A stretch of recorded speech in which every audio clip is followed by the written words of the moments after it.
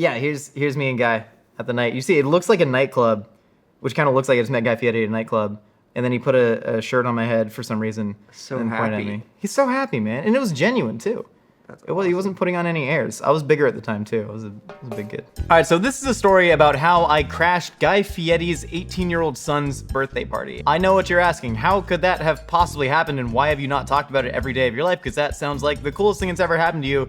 And it really is. How this all started. I had this very, very stupid plan that I was calling the Tour de Fieri. 24 hours, 1,000 miles, 3 funky joints in Flavortown. The plan is to pack all my friends in a car, go up to Santa Rosa where he has his restaurant empire, eat at 3 of his restaurants in one day. We get appetizers at one Johnny Garlic's, entrees at another Johnny Garlic's, and then dessert at Tex Wasabi's, which I believe is the crown jewel of the Guy Fieri empire. Why exactly were we doing this? I don't know. It was college. We had a bunch of stupid ideas, but there was this like loose idea in my head that I eventually wanted to be a food writer and be in food media, and that I needed stories. And here I am roughly 8 years later having done this. So I suppose it paid off in a very weird way. There's another very strange key part of this, and that is the New York Times food review by critic Pete Wells of Guy's American Kitchen and Bar in Times Square, New York. So this review went mega viral. It was this like very pompous food critic, Pete Wells. He's like another food hero of mine. He's a fantastic writer,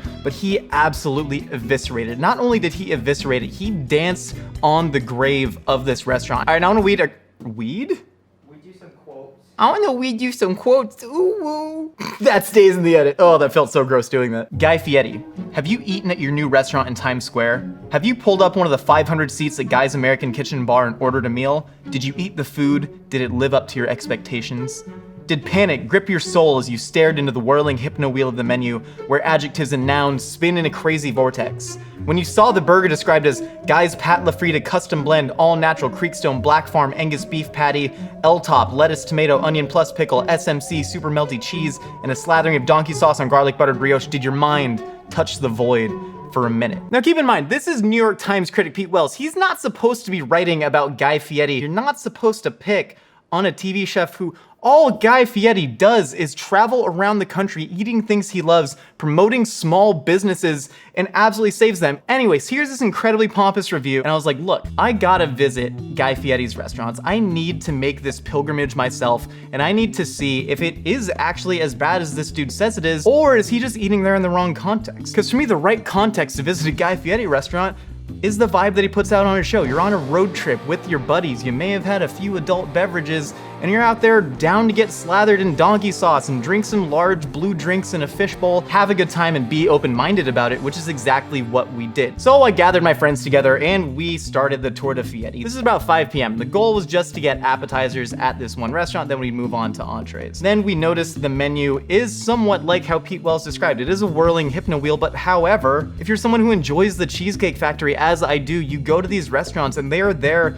to please a crowd. So we just order almost everything on the appetizers menu. I mean, we got this like squid and lobster baked cheese flatbread. We get the calamari, we get the chicken strips, we get the nachos, we get all of it. And we're having a great time. We're sharing these large blue drinks, and then we notice on the wall, they are selling Johnny Garlic's t-shirts. So we decided, screw it. If we're really gonna nail the Tour de Fieri, and we plan to, we had to look the part. We're gonna buy matching t-shirts, which do look like a combination of a bootleg Harley Davidson t-shirt and like an Ed Hardy design. You know, the one, you may have owned one of those shirts. And then we end up going to the next Johnny Garlic's location. The sun had gone down at this point. We're all in our matching outfits and we get entrees there. We order the bison meatloaf, we order Guy's Hawaiian chicken, and as suspected, the food was all perfectly fine. The servers were all fantastic. We got our drinks on time. It didn't break the bank. By the time the third restaurant rolls around is where things get a little bit weird. So we're on our way to Tex Wasabi's, which is known as Guy Fieri's rock and roll sushi and barbecue restaurant. It's getting really late at this time. I called the kitchen to ask what time they stopped serving food, and they said, unfortunately,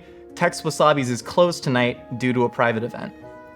And my heart absolutely sank. We had gone so far. I mean, drove 500 miles up to Northern California. This was like a coming of age story where it would have felt incomplete if we hadn't finished the Tour de Fieri. We're all sitting there not knowing what to do, and my buddy Marcus, he just looks at me straight in the face and goes, "It's gotta be Guy." I'm like, "Marcus, what are you talking about?" "It's gotta be Guy. He would never rent out Tex Wasabi's," which is like a combination of like a nightclub, a Hot Topic, a sushi bar, and a barbecue restaurant. He said he wouldn't rent that out to anybody but himself. We have to go and at least see what's up. I'm like, fine, like why not? We're here. And so we get to Tex Wasabi's, and there's immediately like these spotlights kind of spitting up out of the restaurant. And we all walk up in matching Johnny Garlic's t-shirts, looking like an absolutely crazy tourist fangirl group for Guy Fieri. And I go up to a bouncer and go like, "Hey, we'd like a table for 5, knowing damn well the restaurant was closed. And he goes, "Oh, I'm sorry, it's actually Guy Fieri's son's 18th birthday party today." Oh, that is very interesting. So I stand there for a second and I'm like, I'm gonna regret for the rest of my life if I do not try and do everything in my power to at least argue the fact that I should get in the restaurant. I wasn't gonna be pushy, I wasn't gonna complain. So I told this bouncer, "Hey, I'm a food writer." I lied. I looked no part the journalist and truly was not at the time. I was in a matching Johnny Garlic t-shirt, probably covered in bison meatloaf glaze and a little bit of blue drink from the last restaurant. And he was like, "You know what, let me get my boss." So then a bigger bouncer comes. By this time I've already told the story, so I'm getting like a little bit more fluent with it, you know, I'm kind of like learning where I can add pathos to this and whatnot, really make him feel. I spin the whole yarn, he goes, "Let me get the head of security." He's a smaller bouncer, but he's got one of those little earpieces with the curlies on it, and so I'm like, okay, now it's real. Meanwhile, I just got like my 4 friends standing behind me in matching t-shirts. We looked absolutely crazy, but he seemed to find something endearing about us. So then he goes, "Let me get Guy's personal assistant." This is like fighting video game bosses. So Guy's personal assistant comes down. By this point, I am like the Boy Scout master who's been telling campfire ghost stories his entire life, and I just put everything I have into this. She's laughing, I'm laughing, and then she goes, "Show me something you've written." And I had not actually written anything at that point. So I pulled up the most official looking blog post on my blog, and I give her my phone, and she goes, "Give me a second." So we're standing in the alley, and I'm talking to Daysong. I'm like, "Dude, I think she's taking my blog to Guy Fieri."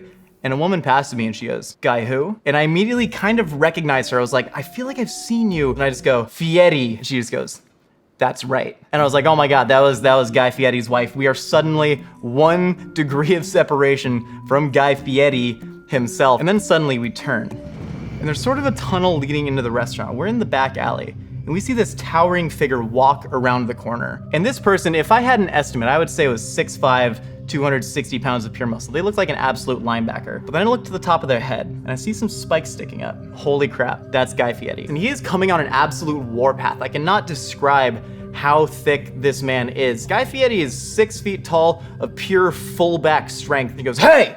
Who the F is trying to take a picture of me?" And we're all like, oh my God, we pissed off Guy Fieri. I can't believe we did this. And then his face just brightens up into a smile and he goes, "I'm just kidding, bros. I heard y'all were big fans." Then he bro hugged all of us individually, and he was so warm and his hands were so muscular. This is getting into weird territory. And then he asks us, "What the heck are you doing here?" "Sorry, the restaurant's closed." And I tell him about the Tour de Fieri. And I tell him that his road trips trying to find funky joints all across America has inspired me to take a road trip with my best friends up to his restaurants. And then he starts apologizing for Tex Wasabi's being closed, saying he feels bad that we can't finish the Tour de Fieri. And he says, "Hey, I'll tell you what, it's my son's birthday party. We don't want any photos or anything, so please just be cool. But you guys can come in, hang out, check out the space, eat the food, drink some drinks, and just have a good time." Did Guy Fieri just invite us into his eldest son's 18th birthday party? And he did. And this space was absolutely incredible. I mentioned it's like a nightclub. There are lasers everywhere, and there are waiters passing around just all of Guy Fieri's greatest hits. Suddenly we see a video of Matthew McConaughey playing, reading a Hunter Fieri birthday message, and we realize that Guy Fieri had all of his most famous celebrity friends record videos for his son that he played around the restaurant. Like, this guy is just filled with so much love, and he receives so much hate from so many people, including this highfalutin New York Times food critic. And it made me realize why we did the Tour de Fieri in the first place, that this theory was exactly right. He's just someone trying to create happiness in the world. Say what you want about unhealthy food, say what you want about his style, but anyways, I digress. So at the end of the night, we're all just hanging out, having a good time. Guy goes, all right, you guys can take a couple photos with me. He just like grabs a t-shirt off the wall at Tex Wasabi's and puts it around my head for some reason. And then he says, "You know, I feel really bad that you didn't get to finish the Tour de Fieri, so I'll tell you what, come back tomorrow morning at 10:30 a.m. before service starts at Tex Wasabi's, and I'll have my manager set you up with a free tasting menu brunch." And we were just like, what? You have no reason to treat us this well. We are imposing on your life. Guy Fieri is the Mother Teresa of the food world. And so we go, we sleep off all the drinks that we had, and we wake up the next day and we go to Tex Wasabi's. And sure enough, there is already food waiting for us on the table, and his manager greets us. And if we thought it couldn't get any sweeter, she just starts spinning this whole story about how much working at Guy Fieri's restaurants has meant to her and how well he treats the staff. Obviously, I can't speak for everyone. And then there was the actual food. I know it sounds stupid to say it's one of the best meals you've eaten in your life, but if you think about the best meals you've eaten in your life, it's not just the best food, right? It's the best context, it's the family around it, it's the social setting, it's all of these other things combining to create a strong memory with that food, even if that food is like avocado buffalo blue cheese ranch egg rolls at 11 in the morning. And so we finish up this free brunch that Guy Fieri himself set up for us, and we're all driving home, and then it hit me.